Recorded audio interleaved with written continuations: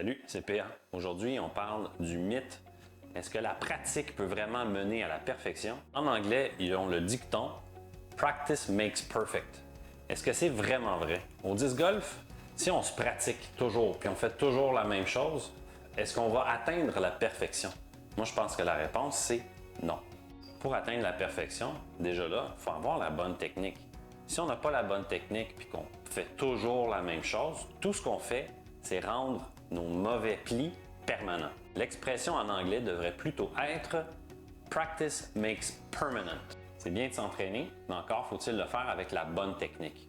Alors pour ça, je propose deux choses.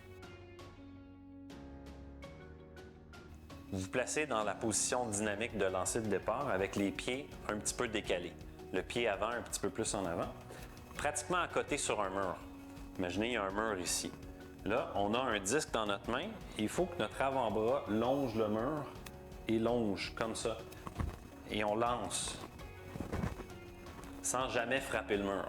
Alors, c'est vraiment l'exercice par excellence pour nous empêcher de faire ça avec notre disque, de garder notre coude bien plié pour amplifier l'effet catapulte de notre bras. La technique, c'est vraiment de longer, de faire une ligne droite, power pocket, expulser sans jamais frapper le mur.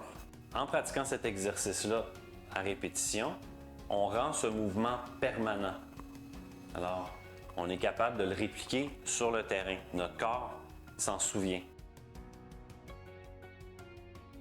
Deuxième exercice, c'est vraiment d'aller dans un champ et de pratiquer certains types de lancers. Idéalement, avec souvent le même disque. Et c'est comme à l'école, on se souvient mieux si on prend des notes. J'essaie de pratiquer dans un champ tous les différents lancers, différents angles, en allant dans un sens et dans l'autre, vérifier avec le vent ce que chaque disque fait. Je vous incite à mettre en pratique les deux trucs que je vous ai donnés. À la semaine prochaine!